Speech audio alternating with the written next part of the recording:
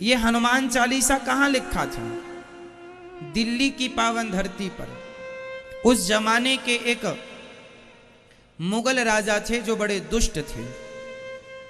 तुलसीदास जी के बारे में बड़ा सुना उन्होंने, तो राज दरबार में बुलाया। ए बाबा यहाँ आओ। तुलसीदास जी आए। तुम भक्त हो? तुलसीदास जी ने कहा हम कहाँ भक्त, भगवान की कृपा होगी तो दर्शन होगा, वरना हम में कहाँ ताकत। सबने बताया था कि ये बड़े भक्त हैं, ये भगवान का प्रत्यक्ष दर्शन कर सकते हैं और करा सकते हैं, इतने बड़े संत हैं। उस मूर्ख राजा ने तुलसीदास जी की बड़ी महिमा सुन रखी और तुलसीदास जी से कहा, मुगल राजा ने, कि तुम अपना कोई चमत्कार दिखाओ।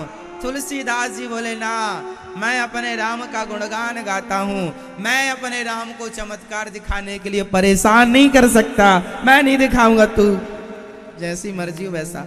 तुलसीदास जी को बंदी बना के डाल दिया था राजा ने, बंदी गृह में। उस बंधन से मुक्त होने के लिए गोस्वामी तुलसीदास जी ने हनुमान जी से प्रार्थना की, भगवान से गुहार लगाई, और वहां काल कोठरी में बैठकर गोस्वामी तुलसीदास जी ने उस दुष्ट राजा की काल कोठरी, मुगल राजा की काल कोठरी में बैठकर हनुमान चालीसा लिखा। और जो हनुमान चालीसा पाठ किया, अपने आप हजारों की संख्या में वहां हनुमान जी मतलब बंदर प्रकट हो गए और पूरी सेना को जो मारना शुरू किया, हनुमान जी की सेना ने उठा उठा कर जो बंदरों ने पटका और नोच नोच करके खून निकाला। अफरा तफरी मच गई। अरे क्या हो गया? अरे बोले, लगता है ये बाबा जी को आपने बंदी बनाया, इसलिए कहते हैं, जो सतवार पाठ कर कोई छूटय बंदी महासुख होई।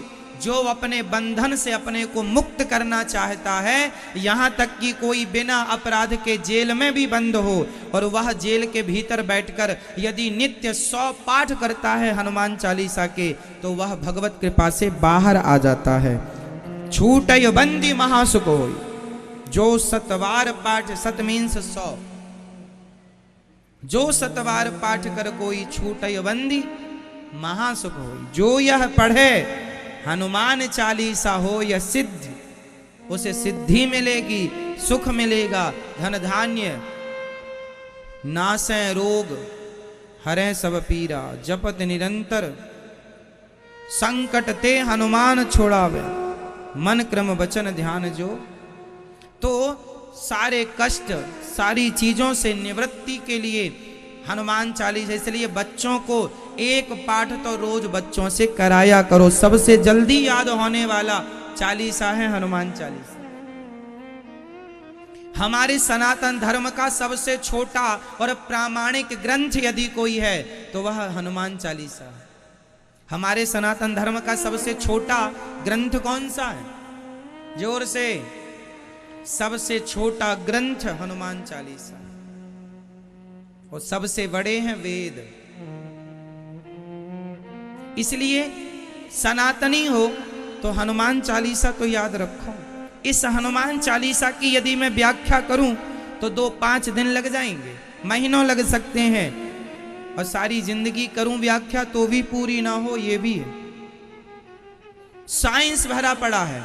अब पृथ्वी से सूर्य कितना दूर है, साइंस ने अभी पता लगाया 14 अरब किलोमीटर दूर है पृथ्वी से सूर्य, ये साइंस कहता है। तुलसीदास जी ने पहले सूत्र दे दिया था, गिन लेना, युग सहस्त्र योजन पर भानु, लील्यो ताहि मधुर फल जानू।